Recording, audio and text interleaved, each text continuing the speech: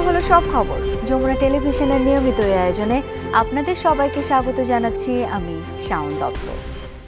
নিজেকে হারিয়ে খুঁজে ফিরলেন লিওনেল মেসি। ছন্নছাড়া ফুটবলে হতাশ করল আর্জেন্টিনা।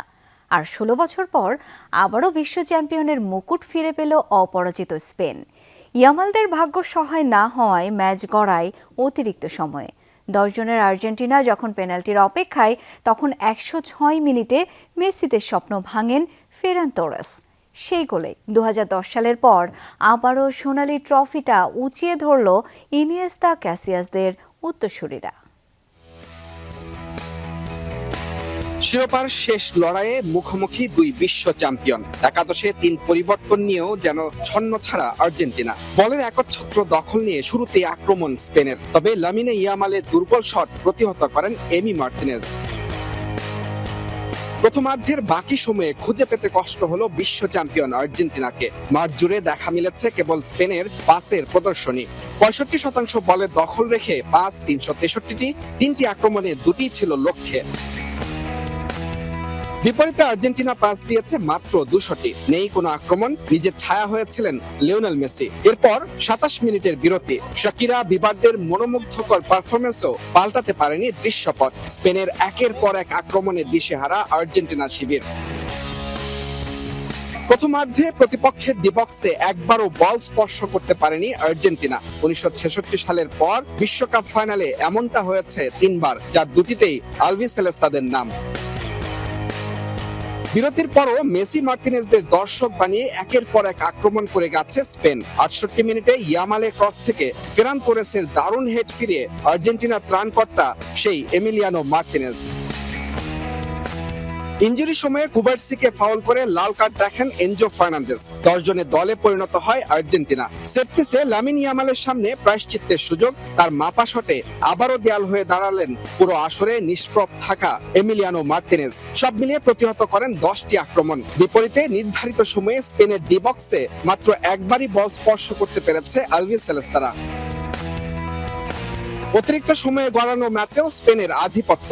গোলের দেখাও পেয়ে যায় লা রোহারা, কিন্তু নিকো উইলিয়ামসের উদযাপনে বাদ সাধেন রেফারি, বাজান ফাউলের বাঁশি। তবে শেষ রক্ষা হয়নি আর্জেন্টিনার। নিকোর অ্যাসিস্টে ডেডলক ভাঙার সঙ্গে স্পেনকে দ্বিতীয় বিশ্বকাপ এনে দেন ফেরান তোরেস।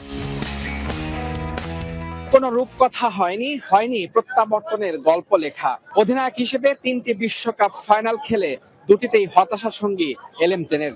আর্জেন্টিনাকে কাঁদিয়ে প্রথমবারের মতো উত্তর আমেরিকা থেকে বিশ্বকাপ ট্রফি ইউরোপে নিয়ে গেল Spain. Mujrabin Tarek, Jamuna sports, New Jersey, যুক্তরাষ্ট্র। ব্যক্তিগত অর্জনেও জয় জয়কার স্পেনের। পুরো টুর্নামেন্টে মাঝমাঠ শাসন করে লিওনেল মেসিকে পেছনে ফেলে বিশ্বকাপের গোল্ডেন বল জিতে নিলেন স্প্যানিশ অধিনায়ক রদ্রি। টুর্নামেন্টে মাত্র 1 গোল হজম করে সেরা গোলরক্ষকের গোল্ডেন গ্লাভস উঠেছে উনাই সিমনের হাতে। আর রক্ষণভাগে আলো ছড়িয়ে সেরা তরুণ খেলোয়াড় হলেন কিশোর ডিফেন্ডার পাও কুবার্সি। ফাইনালে উঠতে না পারলেও 10 গোল করে গোল্ডেন বুট নিজের করে নিয়েছেন ফরাসি তারকা কিলিয়ান এমবাপ্পে। ঐতিহাসিক এই ট্রফি জয়ের পাশাপাশি টাকার পাহাড়ে উঠল স্পেন। রেকর্ড প্রাইজ ফান্ডের এই আসরে বিশ্ব চ্যাম্পিয়ন হিসেবে তারা পাচ্ছে $5 কোটি, বাংলাদেশি মুদ্রায় যা প্রায় 616 কোটি টাকা। আর রানার্স আপ আর্জেন্টিনা পাচ্ছে 406 কোটি টাকা। ফাইনাল হেরে অঝরে কেঁদেছেন লিওনেল মেসি। এই নিয়ে 3 বিশ্বকাপ ফাইনালের দুটিতে পরাজয়।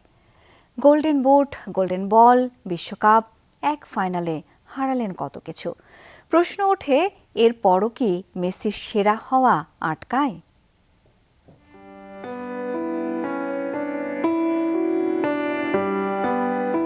লোকে বলে লিওনেল মেসি নাকি মানুষ নন, কোনো অতিমানব কি এভাবে কাঁদতে পারেন? ম্যাচের শেষ বাঁশি যখন বেজেছে মেসি তখন এভাবে কেঁদেছেন, মুখ লুকিয়েছেন। কিন্তু মেসি তো সর্বকালের সেরা, তার চোখে কি জল মানায়? এই বিশ্বকাপ থেকে মেসি কিছুই পেলেন না।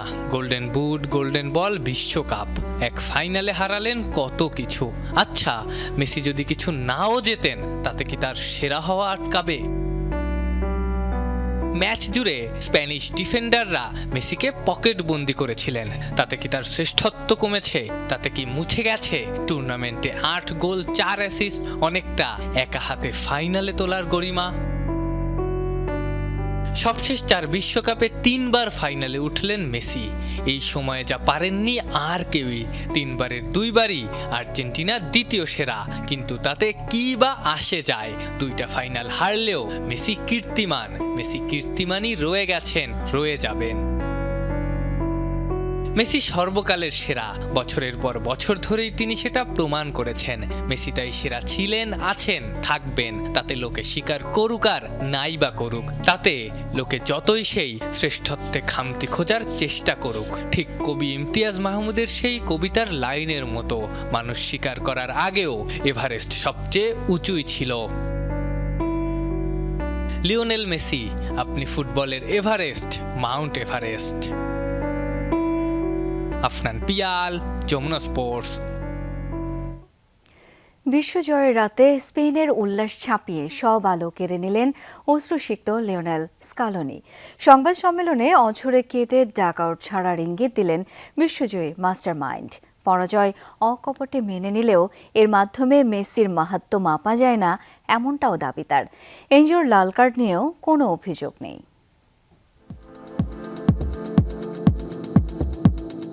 অতিরিক্ত সময়ের নাটকীয়তা, মাঠের তীব্র উত্তেজনা আর শেষ বাঁশির সাথে সাথেই কাটল 16 বছরের আক্ষেপ।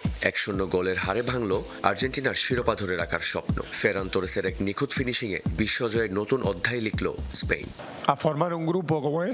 তবে ম্যাচের রোমাঞ্চ ছাপিয়ে খবরের শিরোনাম এখন সংবাদ সম্মেলনের শেষ ভাগ। আর্জেন্টিনাকে একের পর এক সোনালী ট্রফি এনে দেওয়া মাস্টারমাইন্ড লিওনেল স্কালোনি হঠাৎই কেঁদে ফেললেন অঝরে। ইঙ্গিত দিলেন নীল সাদা ডাগআউট ছেড়ে দেয়ার। নিজের ভবিষ্যৎ নিয়ে এখন আমার একটু ভাবা দরকার। জাতীয় দলের এই দায়িত্ব সামলানো সবার জন্য এক স্বপ্নের মতো। আমরা শেষ মুহূর্ত পর্যন্ত আমাদের সবটুকু দেওয়ার চেষ্টা করছি। তবে এই অবস্থান ধরে রেখে সামনে এগিয়ে যেতে অনেক কিছুর প্রয়োজন। বিশেষ করে এই দলকে নতুন করে গড়ে তোলা খুবই কঠিন। ফুটবল আমাদের অনেক কিছু দিয়েছে, আমি ক্ষমা প্রার্থী। স্নায়ুচাপের এই ফাইনালের শেষ দিকে এনজো ফার্নান্দেসের লাল কার্ড দেখে মাঠ ছাড়লে 10 জনের দলে পরিণত হয়ে আরও ব্যাকফুটে চলে যায় আর্জেন্টিনা। এই লাল কার্ডের প্রসঙ্গে রেফারিং নিয়ে সরাসরি ক্ষোভ না ছাড়লেও পরাজয়টা মেনে নিয়েছেন অকপটেই।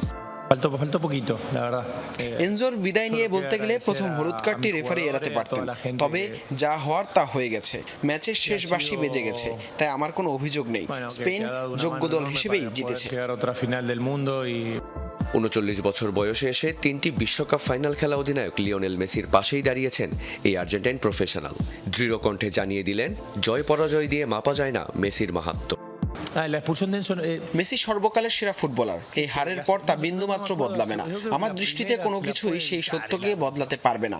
এই বিশ্বকাপে সে যা করে দেখিয়েছে তা অবিশ্বাস্য হওয়া সত্ত্বেও সে আগে যা অর্জন করে রেখেছে তাতে বিন্দুমাত্র কোনো পার্থক্য আসতো না।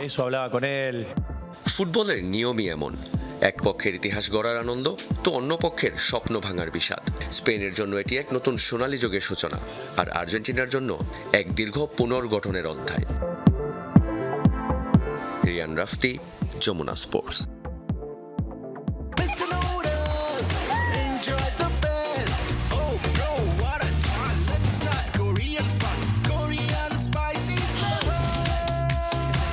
Korean super spicy flavor in Mr. Noodles. Bro, what a chal. বিশ্বকাপে স্পেন হাসল শেষ হাসি, হৃদয় ভাঙল আর্জেন্টাইন ভক্তদের। স্প্যানিশ ফুটবল ভক্ত আর আর্জেন্টিনা বিরোধী শিবিরের উল্লাসে শেষ হলো 2026 আসর। রাজধানীর টিএসসি সহ বিভিন্ন এলাকায় বড় পর্দায় টানটান উত্তেজনাকর ম্যাচটি উপভোগ করেন ফুটবল প্রেমীরা। দিন শেষে বিভেদ ভুলে সবাই এক হয়ে চলবেন, 4 বছর পর আবার মাতবেন গ্রেটেস্ট শো অন আর্থ উপভোগে, সেই প্রত্যয় তাদের কণ্ঠে। 1.5 যুগ পর বিশ্ব ফুটবলের মসনদ ফিরে পেল স্প্যানিয়ার্ডরা। সেই উচ্ছ্বাস ছুঁয়ে গেল ভক্ত সমর্থকদের। রেফারির শেষ বাঁশির সাথে সাথে ঢাকা বিশ্ববিদ্যালয়ের টিএসসি মহসিন হল মাঠে তখন আনন্দের নহর বইছে। উল্লাসে ফেটে পড়ে হাজার হাজার দর্শক। ঠিক আছে, মানে আগুন আগুন। আর্জেন্টিনা আজকে খুবই বাজে খেলছে, আমাদের আমরা তো ভাবছিলাম যে না একটু খেলা হাড্ডাহাড্ডি হবে, বাট একতরফা খেলা হয়েছে। আর্জেন্টিনার ফ্যানদের জন্য একটাই দুঃখের বিষয় যে তারা আগামী 100 বছরও ফাইনালে যেতে পারবে না। আর্জেন্টিনা মূলত এদের সাথে খেলা পড়ে নাই, তাই তারা ভাবছিল যে কি যে বিশ্বকাপ তারাই নিয়ে যাবে। এই কাতারে যেমন আছে স্পেন সমর্থক, তেমনি আছে অন্য দেশ বা দলের অনুসারীরা। আর্জেন্টিনাকে হারিয়ে দ্বিতীয়বারের মতো শিরোপা জিতল স্পেন। স্পেনের এই জয়কে আর্জেন্টিনা বিরোধী সমর্থকরা মনে করছেন যে এই জয় তাদেরই জয়। স্পেনের জার্সির নিচে ব্রাজিলের জার্সি পরেও খেলা দেখতে আসেন অনেকে। আমরা অনিরাপদ ফিল করছিলাম। আমাদের ব্রাজিলের খেলা দেখতে যখন আসতো আর্জেন্টিনারা, আমরা সাদরে গ্রহণ করতাম, কিন্তু আমরা ব্রাজিলিয়ানরা যখন আসছি তখন যে পরিমাণ অত্যাচার শুরু করছে, তাই গুপ্তবেশে খেলা দেখতে হয়েছে। মানে ব্রাজিলের উপরে এই স্পেনের জার্সি পরে আমরা গুপ্তবেশে খেলা দেখছি। চোরের 10 দিন ভাই, স্পেনের একদিন। এই আহাজারি স্বপ্নভঙ্গের। বিশ্বকাপ জুড়ে কোনো ম্যাচেই না হারা আর্জেন্টিনার এমন হার মানতে পারেননি অনেকে।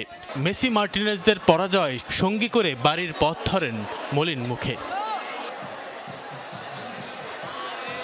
এটা পুরাই হতাশাজনক খেলা ছিল। আজকে যদি ইমিলিয়ানো না থাকতো তাহলে আর্জেন্টিনা 10টা গোল কনসিডার করা লাগতো।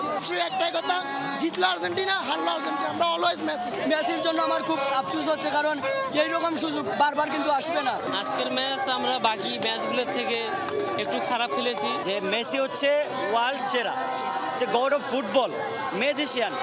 ফাইনাল ঘিরে নিষেধাজ্ঞা ছিল ঢাকা বিশ্ববিদ্যালয় এলাকায়। সেসবের কোনো তোয়াক্কা না করেই মহসিন হল মাঠ পরিণত হয় জনসমুদ্রে, আর চিরাচরিত রূপে ছিল টিএসসি প্রাঙ্গণ।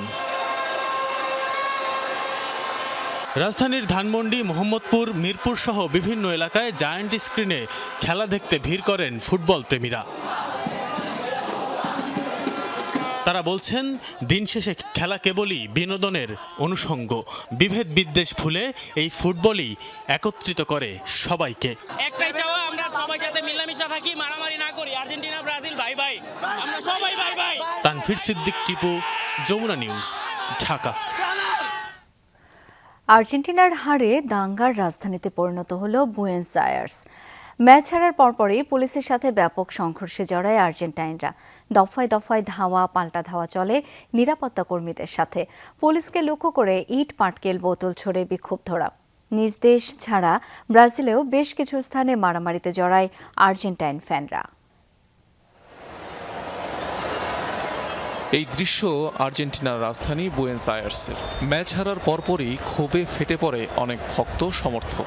নিজ দেশের রাজধানীতেই চালায় তাণ্ডব। ফাইনাল ম্যাচ উপভোগে রাজধানীর ঐতিহাসিক অবেলিক্স চত্বরে জড়ো হয়েছিল আলবিসেলেস্তা ফ্যানরা। ম্যাচ শেষে কোনো রকম কারণ ছাড়াই হুট করে উত্তেজিত হয়ে পড়ে জনতা, জড়ায় সহিংসতায়। পুলিশের উপর চড়াও হতে শুরু করেন সমর্থকেরা। উত্তপ্ত হয়ে ওঠে পরিস্থিতি। উত্তেজিত জনতাকে ছত্রভঙ্গ করতে ধাওয়া দেয় পুলিশ, ছড়ে টিয়ার শেল ও ফাঁকা গুলি। জবাবে নিরাপত্তা কর্মীদের দিকে বোতল ও পাথর ছুড়তে থাকেন আর্জেন্টাইন ফ্যানরা। রণক্ষেত্রে পরিণত হয় পুরো এলাকা। সংঘর্ষের জেরে বন্ধ হয়ে যায় রাজধানীর প্রধান কয়েকটি সড়ক। এ ঘটনায় পুলিশ সহ আহত হন বেশ কয়েকজন। ওবেলিক্স সহ আশপাশের এলাকায় মোতায়েন করা হয় অতিরিক্ত নিরাপত্তা কর্মী। এছাড়াও ব্রাজিলের রিও ডি জেনেরিওতে পুলিশের সাথে হাতাহাতি হয়েছে আর্জেন্টিনার সমর্থকদের। সংঘর্ষে জড়ায় বেশ কয়েকজন ব্রাজিল ভক্ত। অনিক রহমান, যমুনা নিউজ।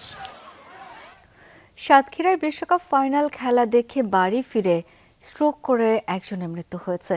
ভোরে সদর উপজেলার রসুলপুরে এই ঘটনা ঘটে। নিহতের নাম হাফিজুর রহমান লালটু। পরিবার জানায়, খেলা দেখা শেষ করে বাড়িতে ফিরে বুকের ব্যথায় ছটফট করছিলেন হাফিজুর। পরে তাকে হাসপাতালে নিলে চিকিৎসক মৃত ঘোষণা করেন। স্থানীয়রা জানায়, হাফিজুর আর্জেন্টিনার সমর্থক ছিলেন। আর্জেন্টিনা হেরে যাওয়ায় চিন্তিত হয়ে স্ট্রোক করেছে বলে ধারণা তাদের।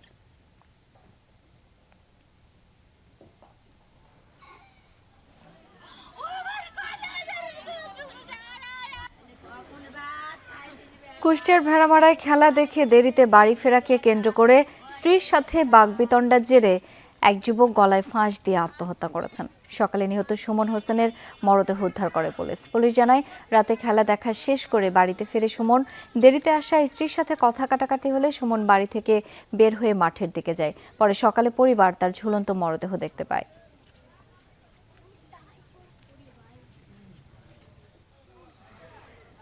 নোয়াখালী সেনবাগে বিশ্বকাপ খেলা দেখা নিয়ে স্ত্রীর সাথে ঝগড়ার জেরে এক যুবক গলায় দড়ি দিয়ে আত্মহত্যা করেছে। ভোরে কেশারপাড় গ্রামে এই ঘটনা ঘটে। নিহত রায়হান সৌদি প্রবাসী ছিলেন। স্থানীয়রা জানায় বাড়িতে দেরি করে ফেরাকে কেন্দ্র করে স্ত্রীর সাথে বাকবিতণ্ডা হয়। এক পর্যায়ে স্ত্রী ঘর থেকে বের হয়ে কিছুক্ষণ পর ফিরে সিলিং ফ্যানের সাথে ঝুলন্ত রায়হানের মরদেহ দেখতে পায়।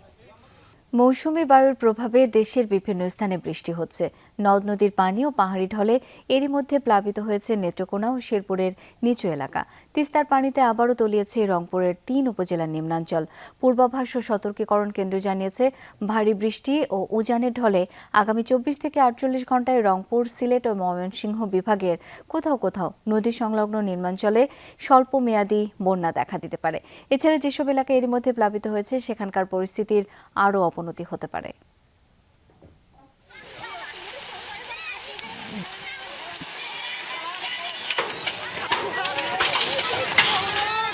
পাহাড়ি ঢলে ফুলে ফেঁপে উঠেছে শেরপুরের চিল্লাখালী নদী। পানির তোড়ে ভেঙে তলিয়ে গেছে নালিতাবাড়ির নয়াপাড়া দক্ষিণ সন্ন্যাসী ভিটা ব্রিজ। এ সময় শিশুসহ কয়েকজন স্রোতে ভেসে গেলেও প্রাণে বেঁচেছেন সবাই। ভারী বৃষ্টি আর পাহাড়ি ঢলে নদীর পানি বেড়ে প্লাবিত হয়েছে শেরপুরের ঝিনাইগাতি সদরের বিভিন্ন এলাকা। তলিয়েছে রাস্তাঘাট, বাজার। পানিতে ডুবেছে নালিতাবাড়ি উপজেলার নিচু এলাকাও। তলিয়েছে ফসলি জমি, ভেসে গেছে ঘেরের মাছ। স্থানীয়রা জানায়, প্রতি বছরই বন্যায় এসব এলাকা প্লাবিত হয়। বন্যার ক্ষয়ক্ষতি এড়াতে নদী খননের পাশাপাশি বেড়িবাঁধ নির্মাণের দাবি জানিয়েছেন তারা। প্রতি বছরে বন্যা হয়, এইভাবে আমাদের অনেক ক্ষতি হয়। ফসলি জমি ক্ষয়ক্ষতি হয় এবং এই ঝিনাইগাতি বাজারের আশেপাশে যে যারা বসবাস করে তাদের ঘরে পানি উঠে যায়। সরকারের নিকট আকুল আবেদন জানাচ্ছি, আমাদের দ্রুত সময়ের মধ্যে এই মহারশী নদী খনন এবং নদীর স্থায়ী টেকসই একটি বেড়িবাঁধ নির্মাণের জন্য দাবি জানাচ্ছি। প্রবল বেগে নামছে পাহাড়ি ঢলের পানি। প্লাবিত হচ্ছে একের পর এক জনপদ। ঢলের পানিতে তলিয়েছে নেত্রকোনার কলমাকান্দা উপজেলার খারনই ও নাজিরপুর ইউনিয়নের বেশ কয়েকটি গ্রাম। রাস্তাঘাট তলিয়ে যাওয়ায় ও বাড়িঘরে পানি ঢোকায় ভোগান্তিতে বাসিন্দারা। বিভিন্ন স্থানে ভাঙছে নদ নদীর পার। উজানের ঢলে তিস্তার পানি বেড়ে চলতি বছর ষষ্ঠবারের মতো তলিয়েছে রংপুরের গঙ্গাচড়া, কাউনিয়া ও পীরগাছা উপজেলার নিচু এলাকা। ডুবেছে জমির ফসল। এছাড়া রংপুর অংশের তিস্তা নদীর অন্তত 20টি পয়েন্টে ভাঙন দেখা দিয়েছে বলে জানিয়েছে পানি উন্নয়ন বোর্ড। জরুরি ভিত্তিতে ফেলা হচ্ছে জিও ব্যাগ। এদিকে টাঙ্গাইলের গোপালপুর উপজেলার শাখারিয়া এলাকায় যমুনা নদীর তীব্র ভাঙনে হুমকির মুখে টাঙ্গাইল তারাকান্দি আঞ্চলিক সড়কের কিছু অংশ। ভাঙন কবলিত এলাকা দিয়ে বন্ধ রয়েছে যান চলাচল। বিকল্প পথে চলছে গাড়ি।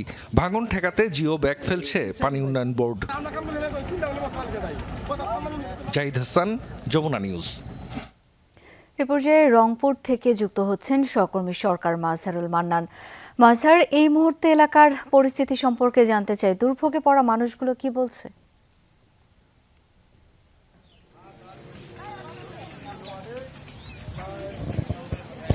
শাওন, দুর্ভোগে যারা বেশি পড়েছেন তারা হচ্ছেন যে বাড়িগুলো ভাঙছে সেই বাড়িগুলোর মানুষগুলো কিন্তু দুর্ভোগে পড়েছেন। অর্থাৎ তাদের আর যে থাকার যে জায়গাটি সেটি যেহেতু তিস্তার গর্ভে চলে যাচ্ছে সে কারণে তাদের কিন্তু কপালে চিন্তার ভাঁজটা অনেক বেশি।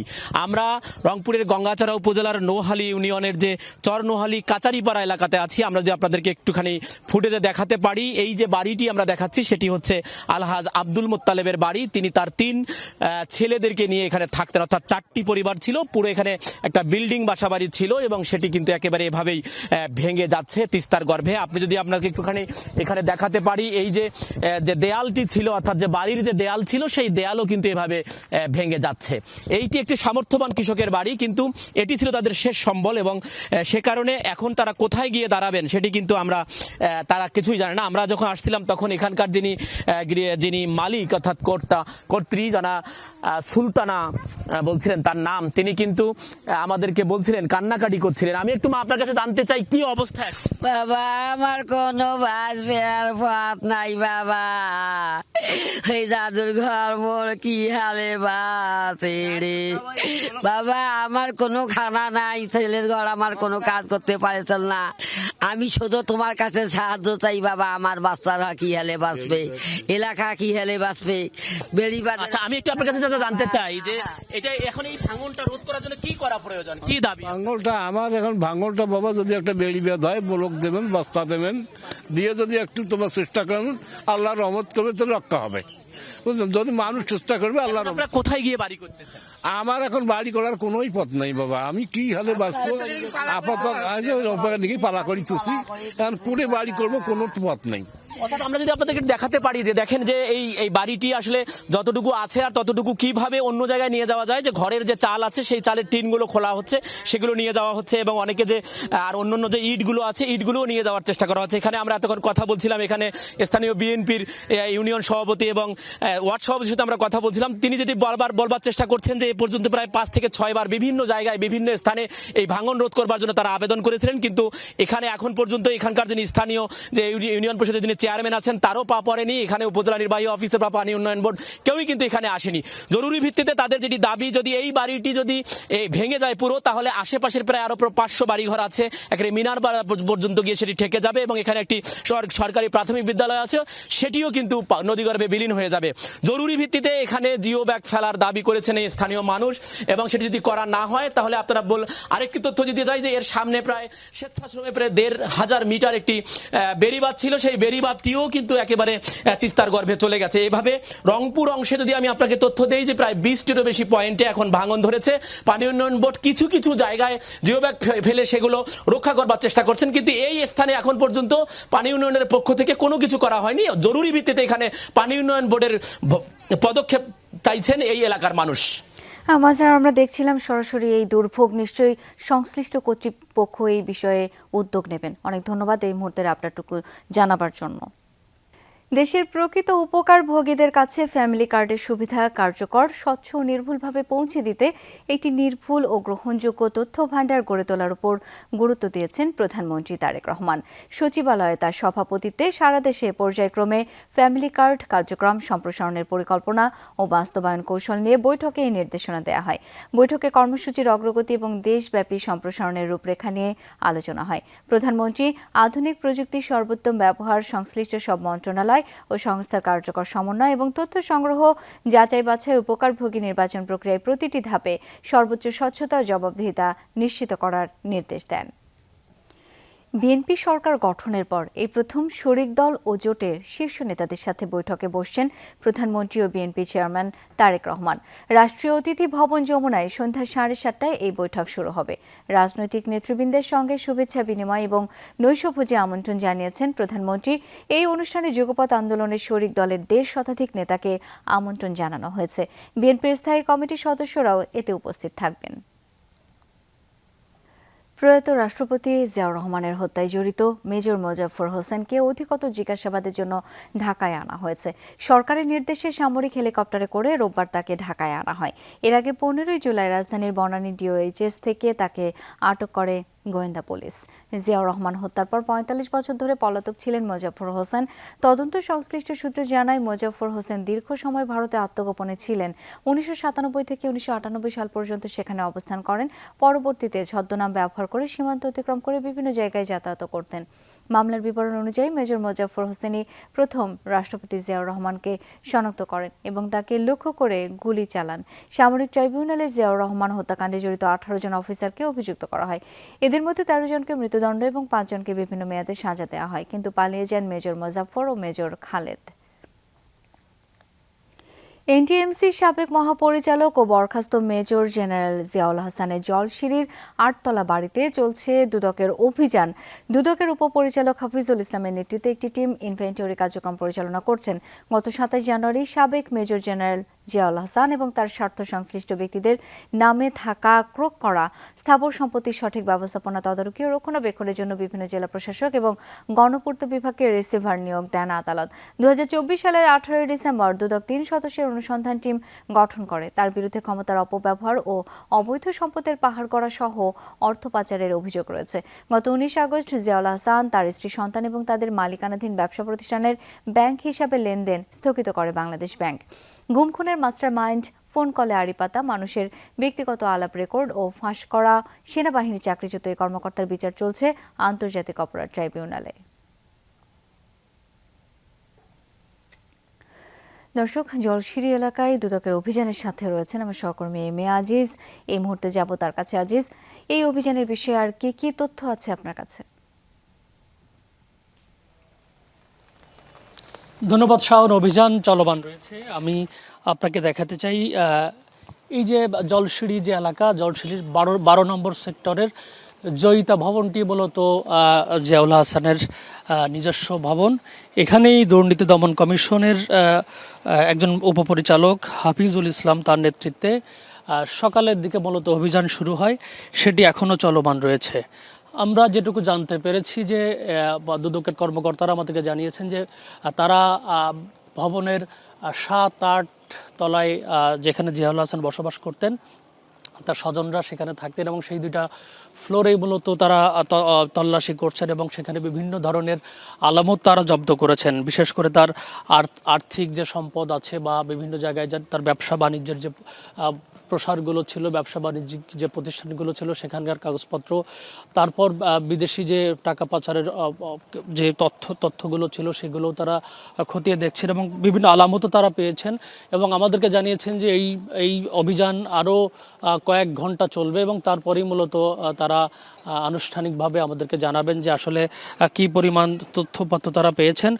শাওন, আপনাকে জানিয়ে রাখি দুদকের উপপরিচালকের নেতৃত্বে জলশিরির এই বাড়িতে সকাল থেকে অভিযান চলছে এবং এটি মূলত 2025 সালের 23 জানুয়ারি প্রায় 40,87 লাখ টাকার অবৈধ সম্পদ অর্জন এবং 342 কোটি টাকার অস্বাভাবিক লেনদেনের যে অভিযোগ ছিল জিয়াউল হাসান এবং তার স্ত্রী নুসরাত জাহানের বিরুদ্ধে, সেখানেই মূলত দুদক 2টি মামলা করে। সেই মামলার প্রেক্ষিতেই বিজ্ঞ বিচারক জিয়াউল হাসানের যে সম্পত্তিগুলো ছিল সেগুলোতে প্রশাসক নিয়োগের দেখভালের জন্য প্রশাসক নিয়োগের নির্দেশনা দেয় এবং তারপর থেকেই মূলত দুদক জিয়াউল হাসানের যে সম্পত্তিগুলো আছে যেখানে যেভাবে আছে সেগুলোই মূলত খুঁজে বের করার চেষ্টা করছেন এবং সেখানে সরকারি যে কর্তৃপক্ষ আছে সেখানে তাদের নিয়োগ দেওয়ার চেষ্টা করছেন। আজিজ, ধন্যবাদ আপনাকে। সামরিক আদালতে বিচার হবে প্রয়াত রাষ্ট্রপতি জিয়াউর রহমানকে হত্যা মামলার আসামি অবসরপ্রাপ্ত মেজর মোজাফফর হোসেনের। দুপুরে পিলখানায় বিজিবি সদর দপ্তর পরিদর্শনে গিয়ে কথা জানান স্বরাষ্ট্রমন্ত্রী সালাউদ্দিন আহমদ। এ সময় কথা বলেন চলমান ভারত মিয়ানমার সীমান্ত উত্তেজনা, বিজিবির আধুনিকায়ন প্রসঙ্গেও। বলেন মিয়ানমার সীমান্তে কাঁটাতারের নীতিগত সিদ্ধান্ত হলেও ভারত সীমান্ত নিয়ে এমন কোনো চিন্তা আপাতত সরকারের নেই। মিয়ানমারের রাখাইন রাজ্যে দেশটির অভ্যন্তরীণ সংঘাতে অস্থির বাংলাদেশ সীমান্ত।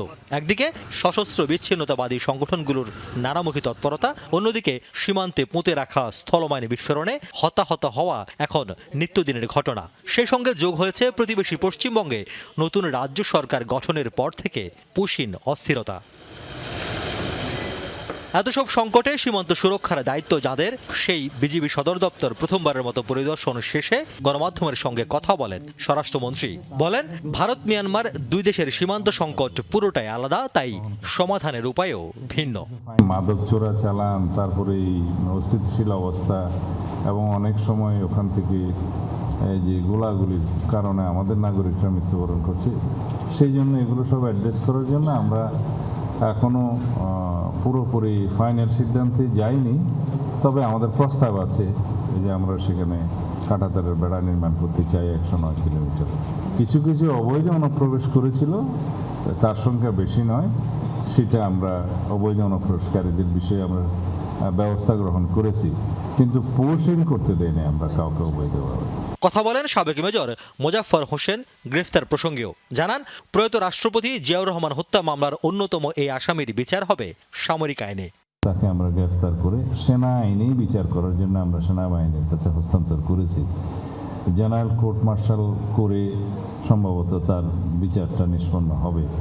আগে যারা একই মামলায় শহীদ রাষ্ট্রপতি জিয়াউর রহমানের হত্যা মামলায় কনভিক্টেড হয়েছে বা এক্সিকিউটেড হয়েছে, সেই রায় অনুসারে তার মধ্যে তার বিষয়ে কোনো ফাইন্ডিংস আসে কিনা সেটা সেই জেনারেল কোর্ট মার্শাল দেখবে। বিজিবিকে আধুনিকায়নে প্রযুক্তিগত ও কারিগরি সহায়তা, জনবল বৃদ্ধি সহ সরকার নানামুখী উদ্যোগ নিয়েছে বলেও জানান স্বরাষ্ট্রমন্ত্রী।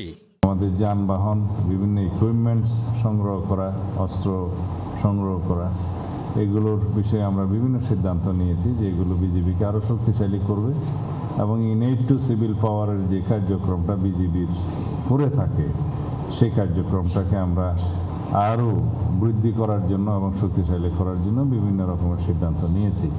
নির্ধারিত দায়িত্বের পাশাপাশি ইনেট টু সিভিল পাওয়ারে বিভিন্ন দুর্যোগে বিজিবির ভূমিকা প্রশংসনীয় বলেও উল্লেখ করেন সালাহউদ্দিন আহমদ। মাইন্ড খুঁজে বের করার জন্য, মাইন্ড ডিটেকশনের জন্য যে যন্ত্রপাতিগুলো আমরা সংগ্রহ করি ইতিমধ্যে বিজেপির কাছে আমরা দিয়েছি, বিজেপির সদস্যরা সেটা কাজ করছে। ধন্যবাদ। রিয়াজ রায়হান, যমুনা নিউজ, ঢাকা। শেখ হাসিনার পর সাবেক স্বরাষ্ট্রমন্ত্রী আসাদুজ্জামান খান কামালকে ফিরিয়ে আনতে দিল্লিকে সম্প্রতি আলাদা চিঠি পাঠিয়েছে ঢাকা। বাংলাদেশের আশা এই ইস্যুতে দ্রুত ও ইতিবাচক সাড়া দেবে ভারত। এসব তথ্য জানিয়ে পররাষ্ট্র প্রতিমন্ত্রী শামা ওবায়দ ইসলাম বলছেন, দণ্ডিত সব পলাতক আসামিকে ফেরত আনার প্রক্রিয়া অব্যাহত রাখবে সরকার। ২৪-এর গণঅভ্যুত্থানে মানবতা বিরোধী অপরাধের মামলায় ২০২৫ সালের ১৭ নভেম্বর শেখ হাসিনা ও সাবেক স্বরাষ্ট্রমন্ত্রী আসাদুজ্জামান খান কামালকে মৃত্যুদণ্ডাদেশ দেন আন্তর্জাতিক অপরাধ ট্রাইব্যুনাল। রায়ের আগে পরে মিলিয়ে শেখ হাসিনাকে ফেরত চেয়ে দিল্লিকে ৩ দফায় চিঠি পাঠায় ঢাকা। এবার আসাদুজ্জামান খান কামালকে ফেরত চেয়ে ভারত সরকারের কাছে আনুষ্ঠানিকভাবে চিঠি পাঠালো বাংলাদেশের পররাষ্ট্র মন্ত্রণালয়। সাথে পাঠানো হয়েছে ট্রাইব্যুনালের দেয়া মৃত্যুদণ্ডের রায়ের কপিও। এ বিষয়ে পররাষ্ট্র প্রতিমন্ত্রী শামা ওবায়দ জানান, দুই দেশের দ্বিপাক্ষিক সম্পর্কের কথা চিন্তা করে ভারত এবার ইতিবাচক সাড়া দেবে বলে আশা সরকারের। উনি যেহেতু পলাতক আসামি, ওনাকে ফিরিয়ে আনার জন্য আমরা যে চিঠিটা দেওয়ার প্রয়োজন সেটাই আমরা দিয়েছি। আমাদের সরকারের থেকে চিঠি গেছে, আমরা অপেক্ষা করব। অবশ্যই আমরা আশা করব যে ভারত পজিটিভ রিপ্লাই দিবে এবং যা দুই দেশের মধ্যে যে দ্বিপাক্ষিক সম্পর্ক আছে সেটাকে জোরদার করার লক্ষ্যে তারা তাদের পক্ষ থেকে যা তাদের দায়িত্ব সেটা তারা পালন করবে। সকালে বিমস্টেক নিয়ে আয়োজিত সেমিনার শেষে প্রতিমন্ত্রী এসব কথা বলেন। তিনি বলেন, শুধু শেখ হাসিনা বা আসাদুজ্জামান খান কামাল নন, ২৪-এর গণঅভ্যুত্থানে মানবতা বিরোধী অপরাধে সাজাপ্রাপ্ত সকল আসামিকে ফেরাতে কূটনৈতিক প্রক্রিয়ায় সর্বোচ্চ চেষ্টা চলছে। এটা তো একটা চলমান প্রক্রিয়া যে যারা পলাতক আসামি, যাদের বিচার হয়ে গেছে, সাজা হয়ে গেছে, তাদেরকে ফিরিয়ে এনে বাংলাদেশের মাটিতে বিচার হবে এবং জনগণ সেটা আশা করে। এখন দিল্লি সরকারের প্রতিক্রিয়ার অপেক্ষায় সরকার। দণ্ডিতদের ফেরাতে যা করা দরকার সবই করার আশ্বাস দিয়েছেন প্রতিমন্ত্রী।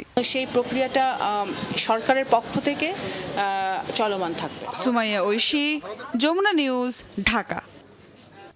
মশা নিধনে দেশীয় উদ্ভাবনকে গুরুত্ব দিয়ে পরীক্ষা নিরীক্ষা ও কাজে লাগাতে সিটি কর্পোরেশনগুলোকে আহ্বান জানিয়েছেন স্থানীয় সরকার মন্ত্রী মির্জা ফখরুল ইসলাম আলমগীর।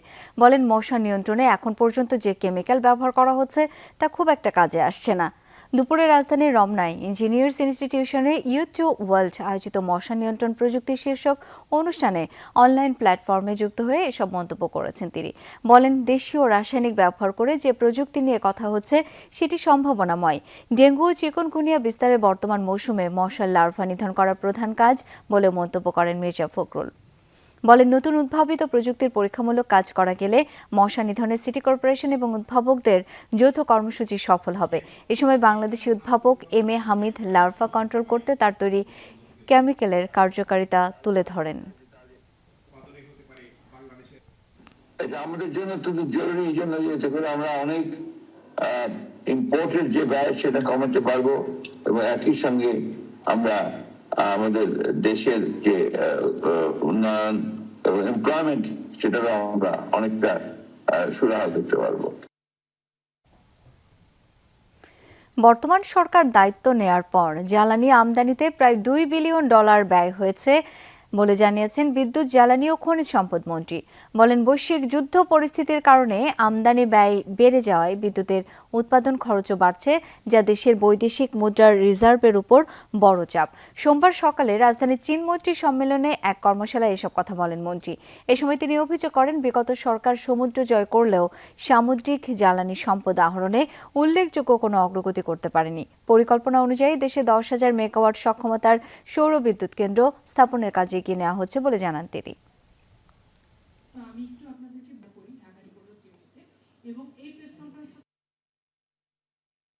আমরা দায়িত্বভার গ্রহণ করার পরে in 2 months I had to spend $2 billion to import petrol আর other thing.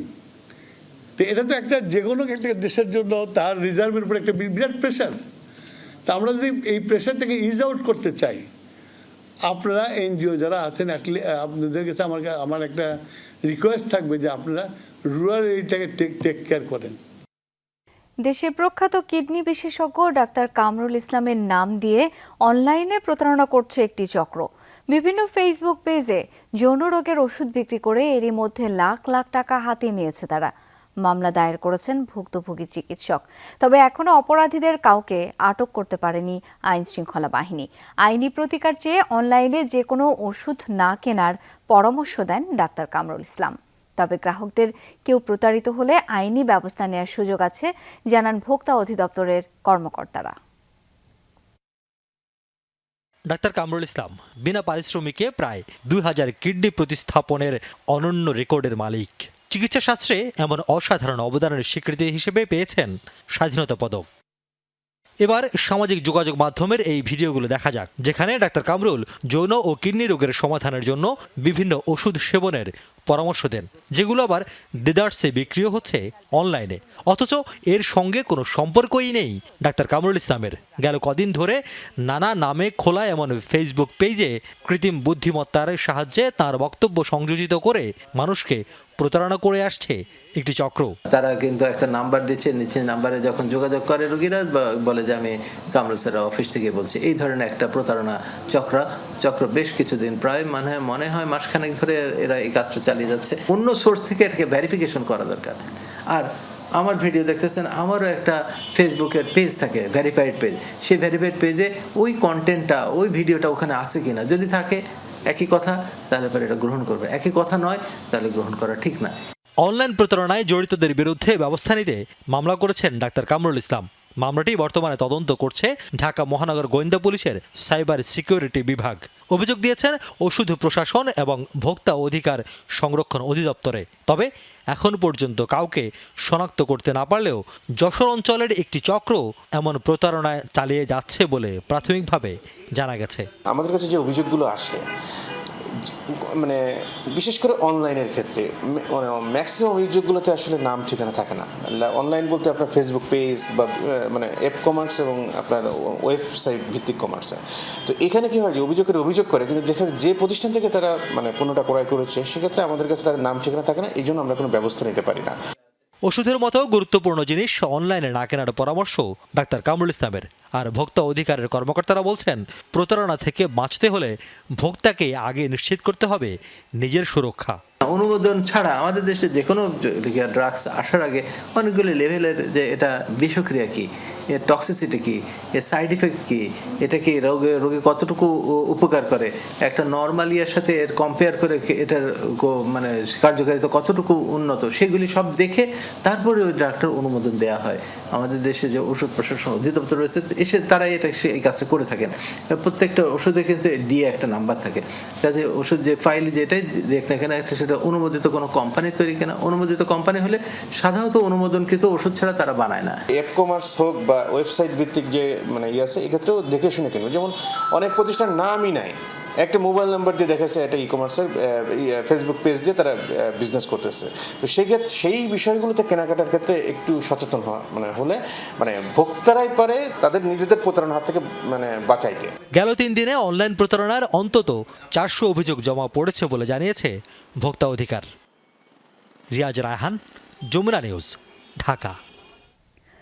Wardah and Zubair agro industries লিমিটেডের 28 টন রক সল্টের একটি চালান খালাসে আদালতের নির্দেশনা থাকার পরও পণ্য খালাস না দেয় চট্টগ্রাম কাস্টমস হাউসের সহকারী কমিশনার তৌহিদা ইসলামের বিরুদ্ধে আদালত অবমাননার রুল জারি করেছেন হাইকোর্ট। সোমবার বিচারপতি ফাহমিদা কাদের ও বিচারপতি আসিফ হাসানের হাইকোর্ট বেঞ্চ এই রুল দেন। পণ্য খালাস না দেওয়ার ব্যাখ্যাসহ কেন তার বিরুদ্ধে আদালত অবমাননা আনা হবে না সেই বিষয়ে জবাব দিতে বলা হয়েছে।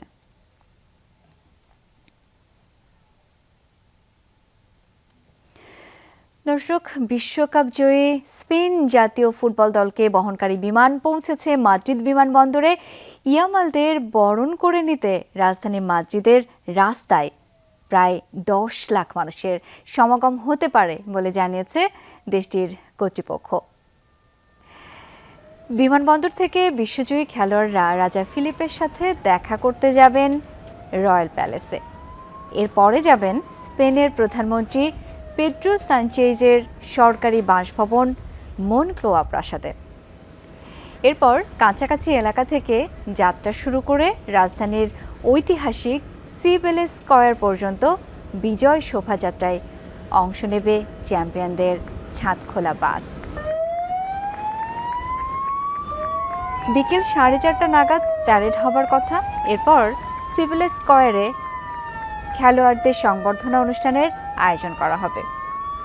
বিজয় শোভাযাত্রার পুরো পথে প্রায় 10 লাখ মানুষের উপস্থিতি আশা করা হচ্ছে। এই কারণে অতিরিক্ত নিরাপত্তা এবং গণপরিবহন ব্যবস্থাও গ্রহণ করা হয়েছে। নিরাপত্তায় মোতায়েন থাকবেন মোট 2050 জন পুলিশ সদস্য এবং 400 জন সিভিল গার্ড সদস্য।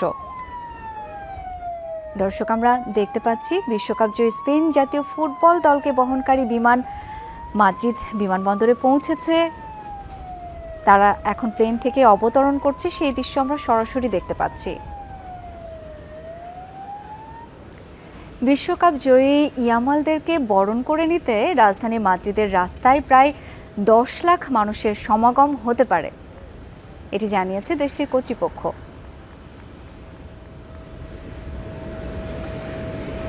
দর্শক, বিমানবন্দর থেকে বিশ্বজয়ী খেলোয়াড়রা প্রথমে রাজা ফিলিপের সাথে দেখা করতে যাবেন রয়্যাল প্যালেসে। এরপর তারা যাবেন স্পেনের প্রধানমন্ত্রী পেড্রো সানচেজের সরকারি বাসভবন মোনক্লোয়া প্রাসাদে।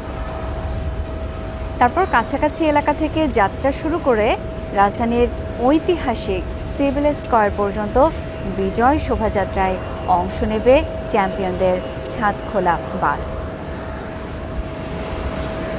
সেখানকার সময়সূচি অনুযায়ী বিকেল 4:30 নাগাদ হবার কথা রয়েছে প্যারেড, এবং তারপরে সিবেলেস স্কয়ারে খেলোয়াড়দের সংবর্ধনা অনুষ্ঠানের আয়োজন করা হবে।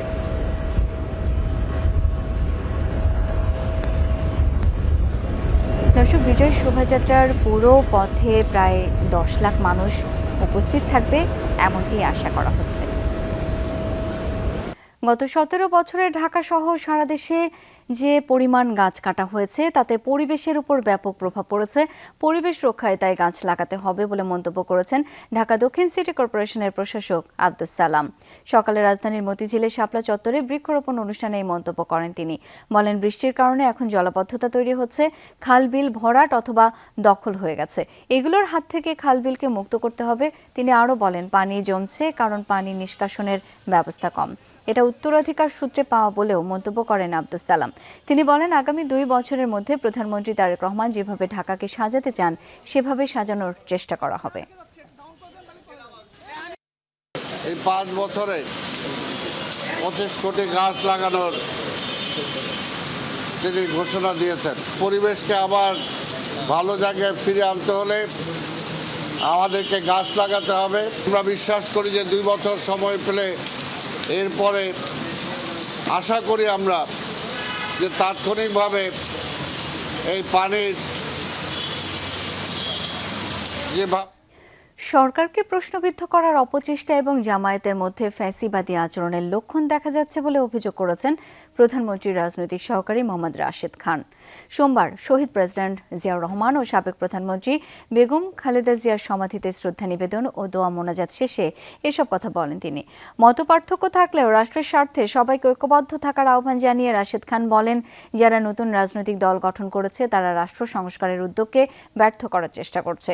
অপপ্রচার না চালিয়ে সরকারের গঠনমূলক সমালোচনা এবং উন্নয়ন কার্যক্রমে সহযোগিতা করার আহ্বান জানান তিনি। এ সময় তিনি অভিযোগ করেন, সরকারকে উদ্দেশ্য প্রণোদিতভাবে প্রশ্নবিদ্ধ করা হচ্ছে, পাশাপাশি জামায়াতের মধ্যে ফ্যাসিবাদী আচরণের লক্ষণ দেখা যাচ্ছে বলেও মন্তব্য করেন তিনি। তার দাবি, দলটির কর্মকাণ্ডে গণতান্ত্রিক আচরণের প্রতিফলন দেখা যায়নি। এখন সময় রাষ্ট্র পুনর্গঠনের, তাই গণতন্ত্রের পক্ষে সবাইকে ঐক্যবদ্ধ হয়ে দেশের উন্নয়নে কাজ করার আহ্বান জানান তিনি। বিআরপি হসপিটালস লিমিটেডে আইভিএফ সেন্টারের সাফল্য উদযাপন উপলক্ষে অনুষ্ঠানের আয়োজন করা হয়েছে। উদ্বোধনের মাত্র 1 বছরের মধ্যে এই সেন্টারে প্রেগন্যান্সি সাফল্যের হার শতকরা 80% অধিক বলে কর্তৃপক্ষ নিশ্চিত করেছে। রাজধানীর বিআরপি হসপিটালস লিমিটেডে জমকালো আয়োজনে আইভিএফ সেন্টারের প্রথম নবজাতক ডেলিভারির সাফল্য উদযাপন করা হয়েছে। হাসপাতালের ব্যবস্থাপনা পরিচালক মোহাম্মদ পারভেজ রহমানের প্রধান আতিথ্য এবং প্রধান নির্বাহী কর্মকর্তা লোকমান হোসেন মিয়ার সভাপতিত্বে অনুষ্ঠানে চিকিৎসক, নার্স ও আমন্ত্রিত অতিথিরা উপস্থিত ছিলেন। বক্তারা উন্নত চিকিৎসা সেবার মাধ্যমে স্বাস্থ্য খাতে আন্তর্জাতিক মান বজায় রাখায় হাসপাতাল কর্তৃপক্ষকে ধন্যবাদ জানান। মাত্র 1 বছরের যাত্রায় 80% বেশি সাফল্যের হার অর্জনকারী এই সেন্টারটি বন্ধ্যত্ব দূরীকরণে মানুষের আস্থা ও নির্ভরযোগ্যতার প্রতীক হয়ে উঠেছে। আর এই ছিল সব খবরের আজকের আয়োজন। ধন্যবাদ এতক্ষণ সাথে